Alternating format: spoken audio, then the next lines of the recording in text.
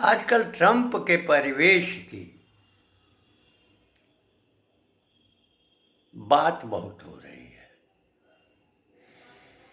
अपमानित कर दिया। हथकड़ी और बेड़ियों में वहाँ अवैध घुसपैठ करने वाले व्यक्तियों को उस रूप में लाकर और भारत में छोड़ देना। क्या हम यही चाहते हैं कि जो हमारे साथ गद्दारी करे, हमारे देश के साथ, हमारी संस्कृति के साथ विश्वासघात करे और देश में पल करके जल और अन्न ग्रहण करके और जब उसमें विकास की स्थिति हो तो वह अवैध रूप से घुसपैठ करके किसी देश में जाए, प्रवेश करे और वहाँ पर जो शासन है जिसके भीतर अपने राष्ट्रीय चेतना का प्रवाह है, क्या वह स्वीकार करेगा? हमारे पास जो भी क्षमता है, क्षमता के अंतर्गत ही किसी को प्रवेश दिया जा सकता है। दुर्भाग्य की बात है कि भारत तो धर्मशाला बन गया। अवैध रूप से बांग्लादेशी, रोहिंग्याओं का प्रवेश है और जो भी हमारे यहाँ अन्न है, दूध है और जो भी हमारे यहाँ सुलभ है उसमें उनकी सहभागिता तो स्वतः हो जाती है और देश के साथ विश्वासघात भी करते हैं। राष्ट्र चेतना है उसको भंग करने का प्रयास करते हैं, अपराध भी करते हैं और हम करुणा की बात करते हैं और वे लोग करुणा की बात करते हैं जो समाजवादी सोच के हैं। वे लोग बात करते हैं जो विदेशों में वास करते हैं, प्रवास करते हैं, जो दूसरे देशों को अपने देश में हस्तक्षेप करने के लिए आह्वान करते हैं, जो शत्रु देश से हाथ मिलाते हैं और उनका अनुग्रह भी स्वीकार करते हैं। शासकीय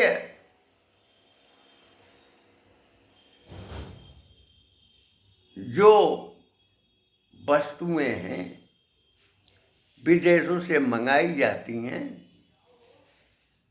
सत्ता में रहते हुए जो कमीशन खोरी के अभ्यस्त हैं, उनके मन में भारत की मिट्टी से न कोई लगाव है और न आस्था है। जिनके पूर्वज भी इस मिट्टी के साथ लगाव नहीं रख सके। भारत के स्वरूप को खंडित करने का कार्य किया गया। हम अपेक्षा करते हैं कि यहां सब कुछ मिल जाए, लेकिन हम इस भूमि के साथ कोई अपना रिश्ता और नाता ही नहीं रखते हैं, या तो जमीन का टुकड़ा समझते हैं। वो ये नहीं जानते कि हिमालय भगवान शंकर की भूमि है, निवास है, माता पार्वती का क्षेत्र है। जितने भी पर्वत हैं, जितनी भी नदियां हैं, जितने भी कूप हैं, जितने भी सरोवर हैं, उनसे हमारा नाता है, जो इसके प्रति निष्ठावान नहीं रहते और न इसके संबंध में सोचते हैं, वह भारत के बारे में क्या विचार करेंगे। वे तो आमंत्रित करेंगे चीन को भी, पाकिस्तान को भी। बांग्लादेश में जो उथल पुथल हो रही है, भारत के समाज को जो वेदना मिल रही है, जो तड़प उनके भीतर विद्यमान है, वह तो उसके कारक तत्व हैं। यहाँ का अन्न खाते हैं, यहाँ का जल पीते हैं और यहाँ की सारी सुविधाएं लेते हैं, लेकिन सोचते हैं वो दूसरे देशों के, उनसे मित्रता करना चाहते हैं, व्यवसायिक संबंध बनाते हैं और देश की मिट्टी के संबंध में नहीं सोचते। अगर ये सोच होती तो अतीत में झांकते।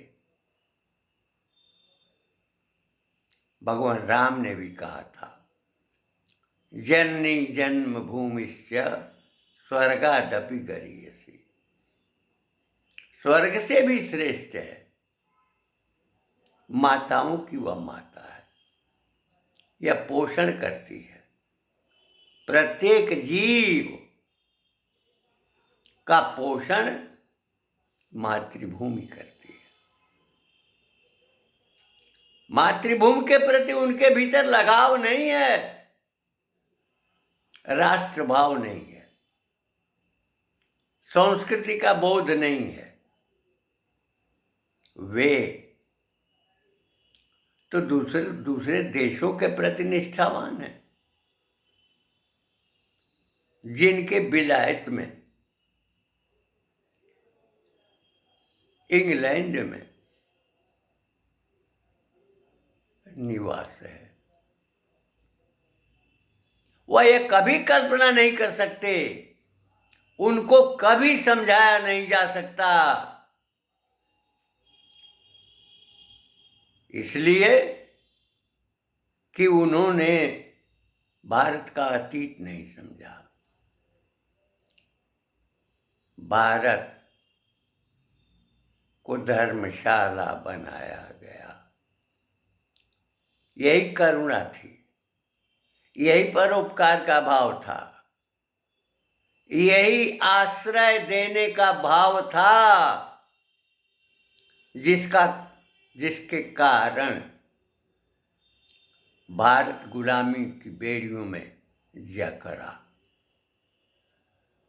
हमारे पास जो भी सुविधाएं हैं, उन सुविधाओं को हमने बांटा, सहायता की, वसुधैव कुटुंबकम का पाठ पढ़ाया। अगर ट्रंप इसी प्रकार की धारणा वाले जो लोग हैं, विदेशों में जाकर अपराध करते हैं, बिना नियम कानून के अमेरिका में घुस जाते हैं, या विविध देशों में घुस जाते हैं और वहां पर जो आदत है परंपरागत अपने यहाँ की, वो आदत वहां भी करते हैं। स्वभाव में वो हमेशा बना हुआ रहता है। निश्चय ही वहां का शासन, वहां की सत्ता उनके प्रति कठोरतम व्यवहार करे तो क्या अनुचित कहा जाएगा? कौन अनुचित कहेगा? चोरों को, डकैतों को, जो अकूत संपदा लूट करके सत्ता के भागीदार रहे हैं, उनको दंडित करना आने वाली या चलने वाली सत्ता का दायित्व बनता है। हथकड़ी और बेड़ी में अगर ट्रंप का आदेश का पालन होने पर लोग जब भारत में या किसी अन्य देशों में पहुंचाए जाते हैं तो उसको अपमान कहना कि भारत का अपमान हो गया। अरे भारत का अपमान करने वाले तुम हो। भारत के प्रति निष्ठा बेचने वाले तुम हो। तुम्हारी निष्ठा यूको और इटली में है। भारत में निवास करने वाला जो जन है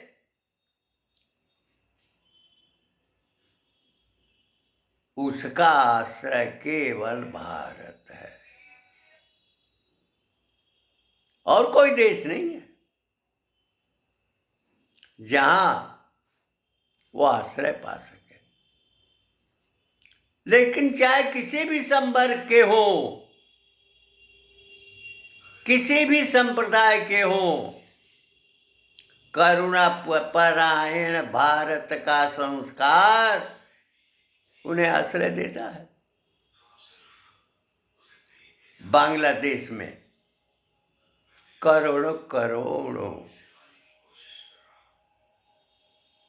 की धनराशि का उपयोग करके और बांग्लादेश का निर्माण हुआ। वहां पर रहने वाला समाज जो अल्पसंख्यक है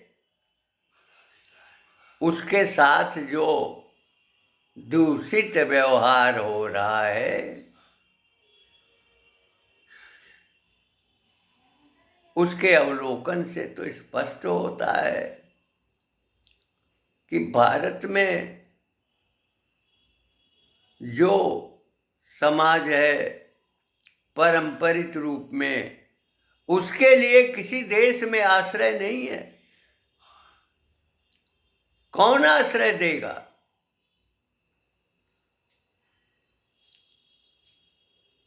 ट्रंप निसंदेह मित्र हैं, लेकिन मित्र का तात्पर्य यह नहीं होता है कि केवल मित्र के ही संबंध में सोचे। जब कोई भी आदेश निर्गत होता है तो प्रत्येक के लिए होता है। जब भी शासकीय योजना केंद्र सरकार की होती है और किसानों के लिए सहयोग राशि जाती है तो उसमें अपना और पराया तो नहीं दिखाई पड़ता है। जब भवन आवंटित किए जाते हैं तो अपना पराया का भाव वहां होता है। सभी संप्रदाय के लोग, सभी प्रकार के लोग, जाति और धर्म से रहित भवन की सुविधा उपलब्ध होती है, शौचालय उपलब्ध होता है, शासन विभेद नहीं करता, अपना और पराया का भाव नहीं रखता, कौन हमारा समर्थक है और कौन हमारा विरोधी है, यह भाव नहीं है। और न तो जिस संगठन से संस्कारित होकर और सत्ता पर जो लोग आसीन हैं, उनके संस्कार में ये भावबोध होगा। सबके साथ शासन समान भाव रखता है। ट्रंप अगर मित्र हैं तो इसका मतलब ये नहीं है कि पूजा भाव में सम्मानित रूप से जहाज से पहुंचा दें और दूसरे देशों के में हथकड़ी और बेड़ी लगा करके भेजें। मित्रता का यह तात्पर्य नहीं होना चाहिए। पापा निवार्यते योजयते हिताय गुह्यम च गुहति गुणान् प्रकटीकरोति आपदगतम न जहाति ददाति काले सन्मित्र लक्षणमिदं प्रवदन्ति संता। मित्र हो जो गलत कामों को करने से रोके और छिपाने वाली बात को छिपाए, जो प्रकट करने वाली बात को प्रकट करे, और जब आपत्ति की स्थिति हो, आपदा काल की, उसमें सहयोग करे। तो लोग ये खोजते हैं कि जो अपराधी हैं, अवैध तरीके से ट्रंप के राष्ट्र में, ट्रंप के देश में घुस गए हैं और अपराध करते हैं, उनको इज्जत पूर्वक भेजें। इज्जत पूर्वक, चाहे मित्र हो, चाहे शत्रु हो, चाहे किसी भी प्रकार का व्यक्ति हो, समान व्यवहार होता है, समान आदेश होता है। शासन का यही स्वरूप है। उत्तर प्रदेश में अगर बुलडोजर चलता है तो केवल एक समाज पर नहीं, प्रत्येक समाज पर चलता है। जो अवैध कार्य करते हैं, जो अवैध कब्जा किए रहते हैं, जो अवैध निर्माण में निवास करते हैं, जो अपराध करते हैं, विभिन्न प्रदेशों में भी उसकी अनुकृति है। अब बुलडोजर का एक संस्कार पैदा हो गया है, सब जगह दंडित करने का बोध है।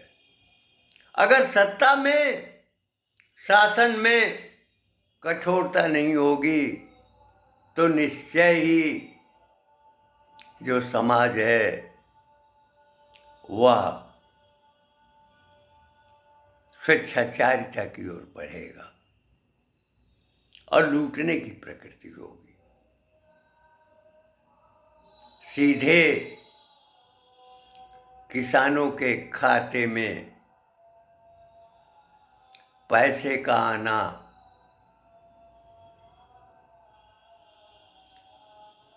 अपराध बोध नहीं दर्शाता है, उसमें रिश्वत नहीं किसी को मिलती है। और न तो कोई बिचौलिया होता है। ये शासन का स्वरूप है और ये सांस्कृतिक स्वरूप है, जिसमें करुणा भी है, जिसमें दया भी है, जिसमें उपकार भी है, सहयोग भी है और शासन की कठोरता भी है। सत्ता में अगर संकोच होगा तो समाज अनियंत्रित होगा। वाराणसी में बराबर दंगे हुए हैं, उत्तर प्रदेश में भी, अन्य प्रांतों में दंगे हुआ करते थे, लेकिन सत्ता की प्रकृति ऐसी है कि दंगा मुक्त सा है, कहीं नहीं दिखाई पड़ता, लेकिन पालन सबका होता है। शासन की जितनी भी सुविधाएं हैं, योजनाएं हैं, वे योजनाएं समाज के प्रत्येक वर्ग तक पहुंचती हैं, लेकिन 1952 से ही जातीयता का बीज बोने वाले अब बिना किए हुए लाभ पाने वाले दलों के हाथों में सत्ता जो है वो बनी रही।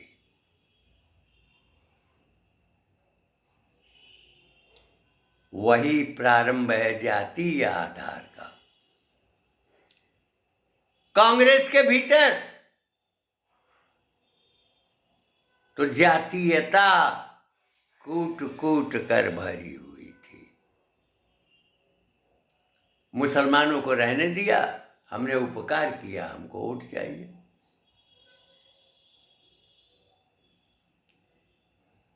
भीमराव अंबेडकर ने आरक्षण दिया, उन्होंने आधार दिया,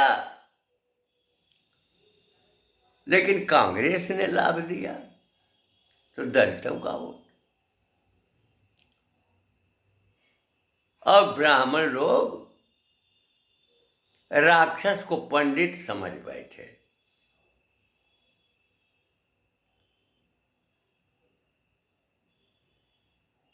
और पंडिताई अब समझ में आ रही है।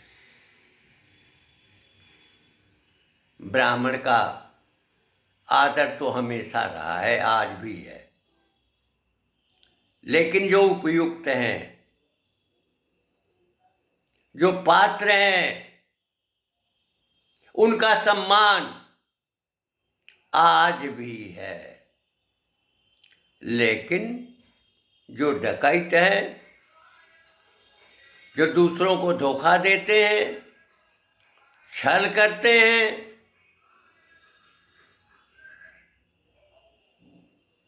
अपराध करते हैं,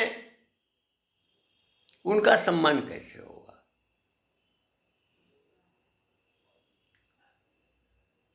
ब्राह्मण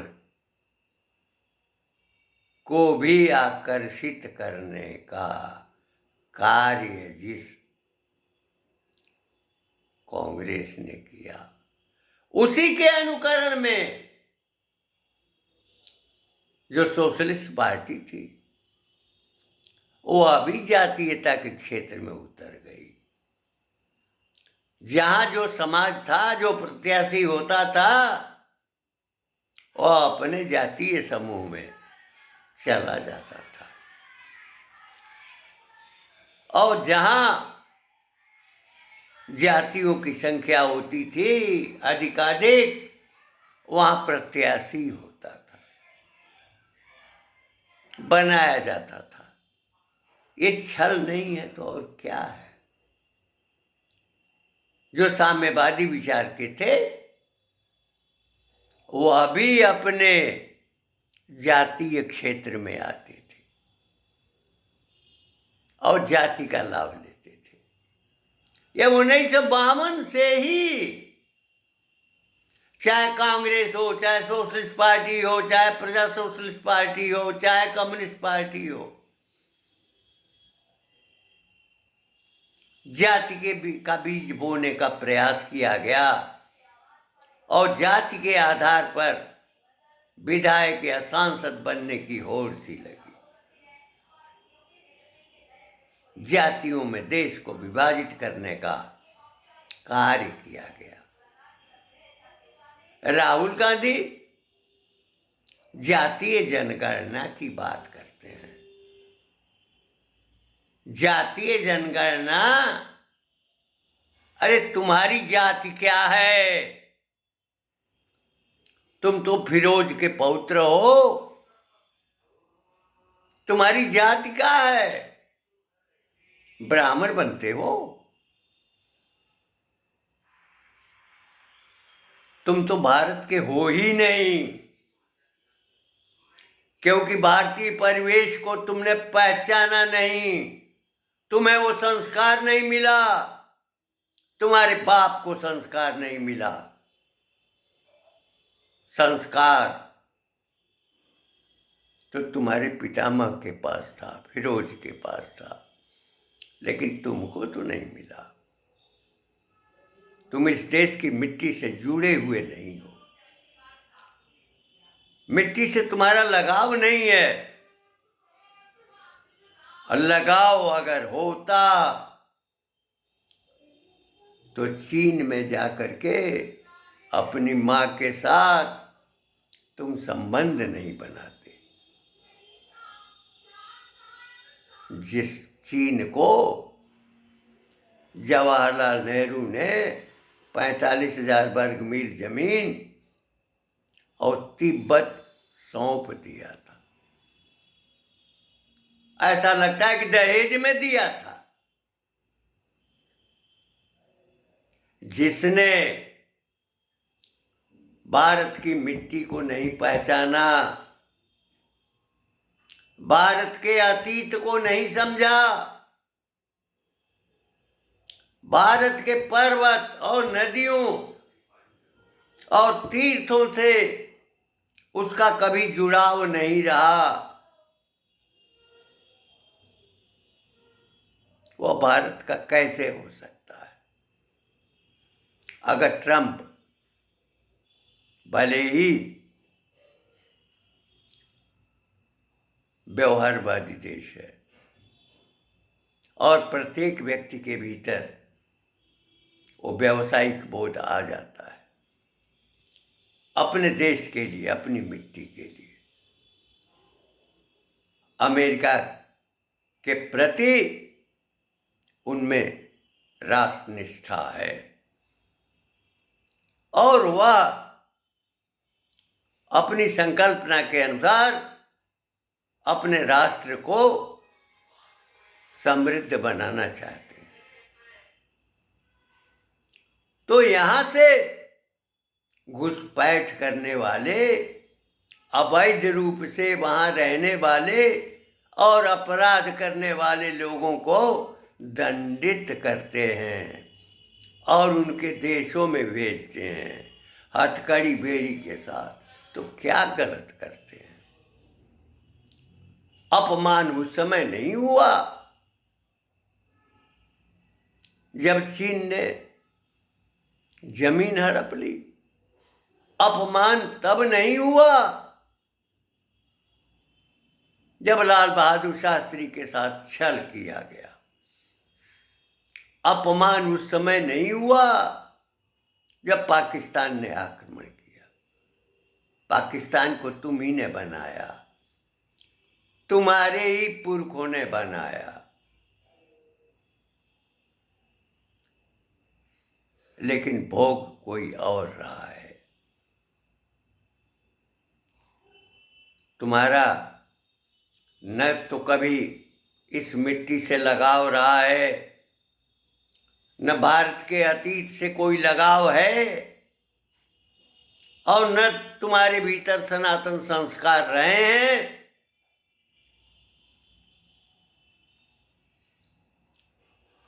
जब तुम विदेशों में जाकर भारत में भारत के दोषों या भारत के लोकतंत्र को नष्ट करने के लिए पुकार लगाते हो तो तुम भारत के कहाँ हो?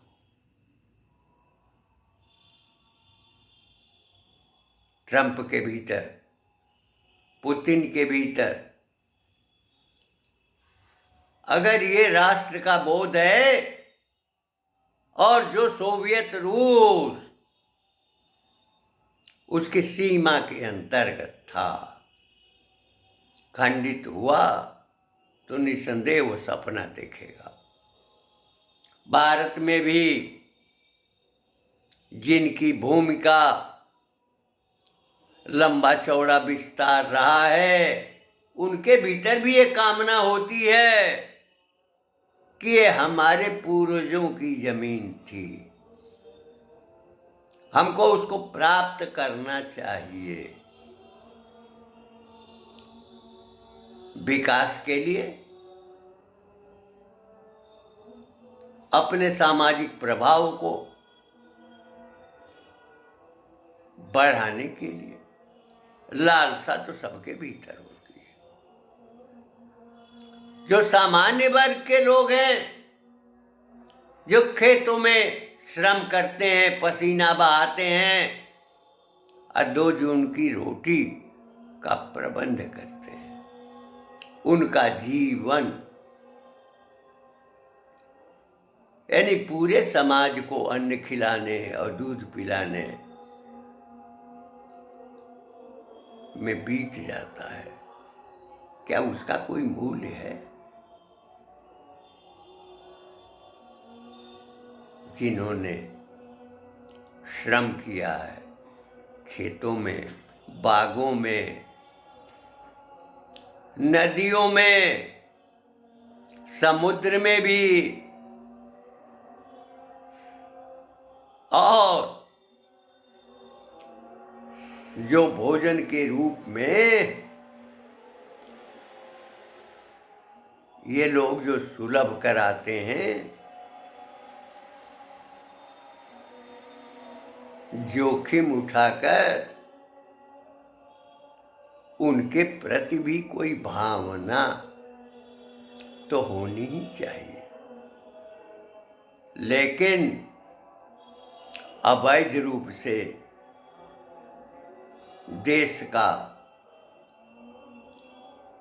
जो धन है उसको लूटकर विदेशों में जमा करना, वहाँ भवन खरीदना और वहाँ का निवासी होना, ये सबसे बड़ा अपराध है।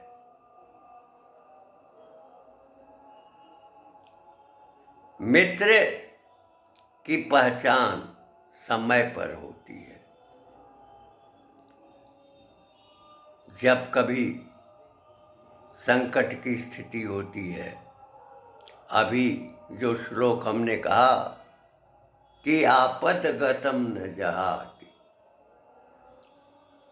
आपदा की स्थिति में जो छोड़ता नहीं है और ददाति काले, और समय आने पर वह सहायता करता है, मित्र वही है।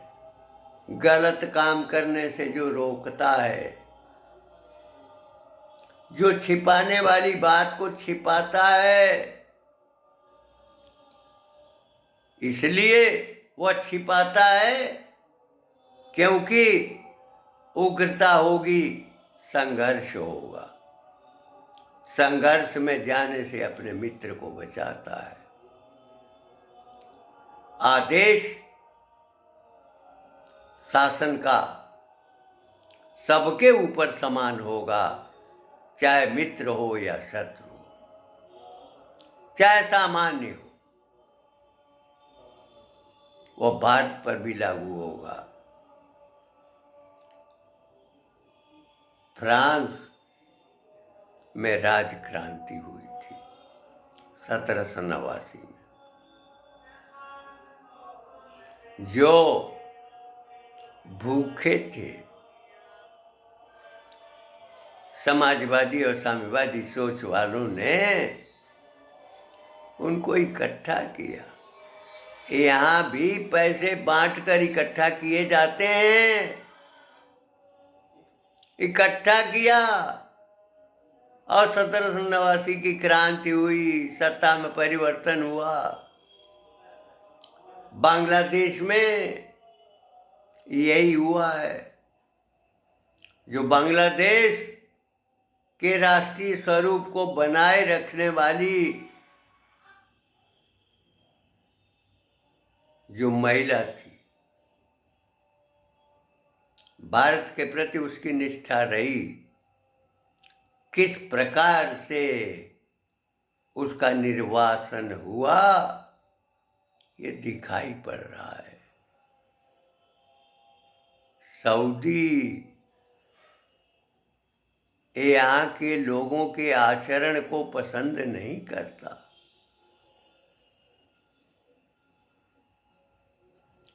मुस्लिम देश भी पसंद नहीं करते, क्योंकि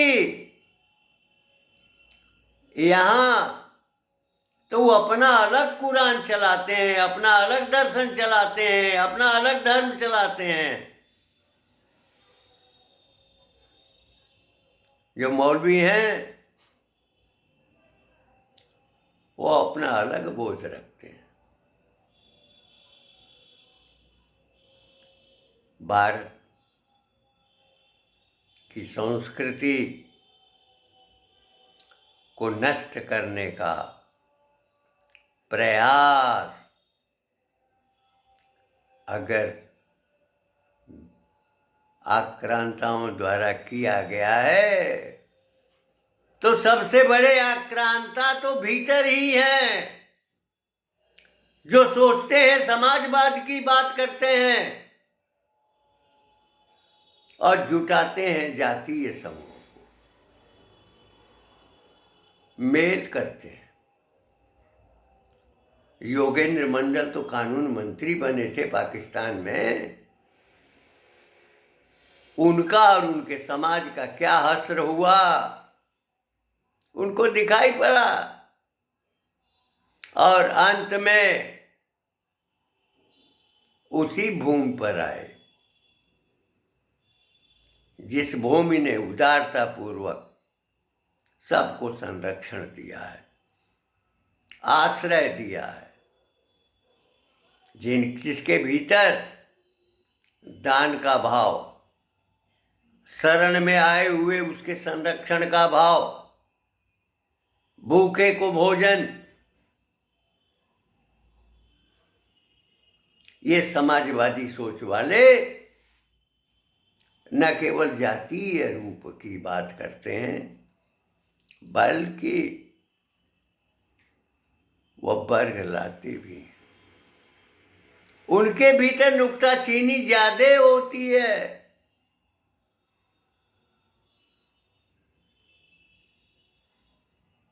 जो राष्ट्र के चिंतन में प्रवीण नहीं होता, जिसके भीतर राष्ट्र भावना नहीं होती, तीर्थों के प्रति लगाव नहीं होता, वो तो खोज रहे थे कि करोड़ों की संख्या में जो लोग तीर्थ में पहुंचे हैं और संगम पर स्नान कर रहे हैं, उसमें कहाँ कमी मिले, वो कमी खोजते थे और आलोचना करते थे। समाजवाद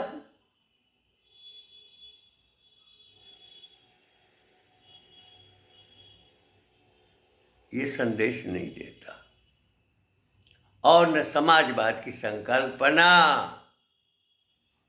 भारत में कभी पूरी हो सकती है। अरे यूरोप में नहीं हो पाई। जिसने समाजवाद और साम्यवाद की रूपरेखा तैयार की। वह रूपरेखा भी 100 वर्ष का कालखंड बिता नहीं सकी। जब सत्ता कम्यून समूह के अंतर्गत चली जाती है तो वह वैसा ही शोषण करती है, वैसा ही स्वरूप खड़ा करती है जो तानाशाहों का होता है। फर्क कितना है कि तानाशाह एक होता है और ये 5 होते हैं। आस्था विहीन समाज, उनको नष्ट करना, मारना, हत्या करना, उस समय सत्तासीन होने के बाद जन की सुविधाओं का ध्यान खत्म हो जाता है। न परिवार की प्रकृति रहती है। मैं ये चर्चा कर चुका हूं इरेमांडा के दर्शन की। कम्युनिज्म में इरेमांडा ने जिस समाज की संकल्पना की वह समाज पशुवत समाज, न कोई परिवार, पुरुष और स्त्री स्वच्छंद जैसे पशुओं का विचरण होता है। यद्यपि लेनिन ने अंत में उसको निषेधित कर दिया था। भारत का जो समाज है, जो भारतीय परिवेश है, जो भारतीय सत्ता का स्वरूप है, उसके भीतर राष्ट्र चेतना है और देशभक्ति का भाव है। देश के संरक्षण सुरक्षा की प्रकृति है और उस दिशा में सोच रहा है। देश तो खंडित है लेकिन राष्ट्र खंडित नहीं है। राष्ट्र जहां कहीं भी भारत का वासी, भारत का सपूत होगा, चाहे जिस किसी भी देश में होगा, तो भारत के लिए अपनी कामना वह जरूर रखेगा, क्योंकि राष्ट्र तो अनुभूत सत्य है। देश का टुकड़ा कर दिया, देश को नहीं समझा, जिसने सनातन को नहीं समझा,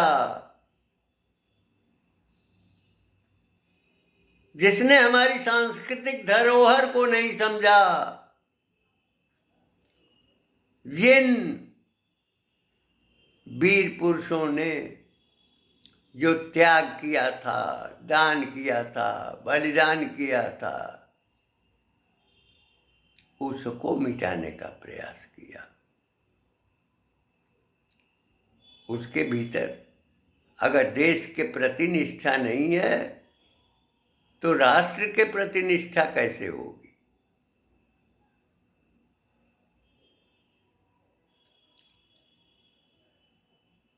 ट्रंप अपमानित कर रहे हैं खालिस्तानियों के लिए। एक विभाजन तो जवाहरलाल गांधी ने किया और उसका फल हम भोग रहे हैं। जो 47 के पहले का भारत था वह भारत आज भी बना हुआ है, समस्याएं बनी हुई हैं, हम भोग रहे हैं।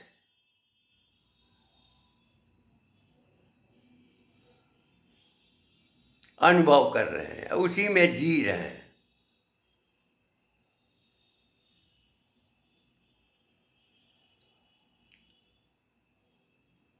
जो सत्ता है, शासन है, उसका स्वरूप है। निसंदेह वह स्वरूप राष्ट्रीय चेतना का है, राष्ट्र की संकल्पना का है, सनातन के स्थापन का है, सनातन के विस्तार का है, और कुंभ में वह दिखाई पड़ा है।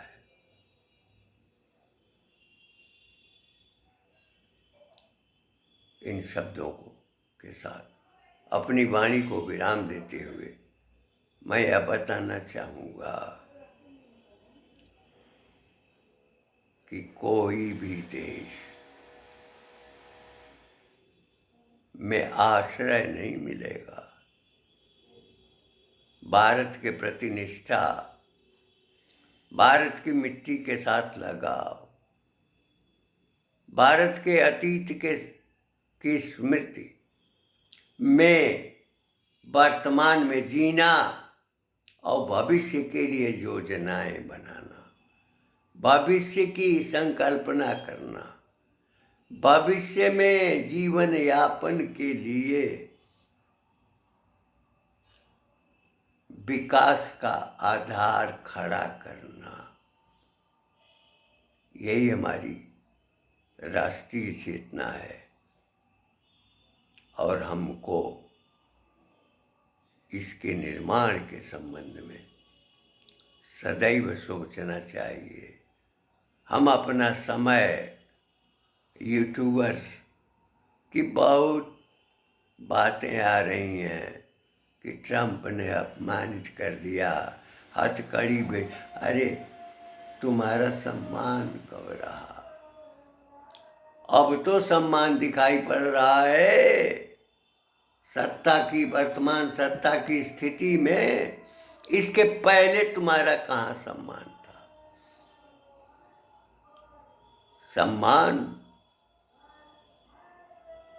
तो तुमने गिरवी रख दिया था, क्योंकि तुमने अपना संस्कार ही दूषित कर लिया।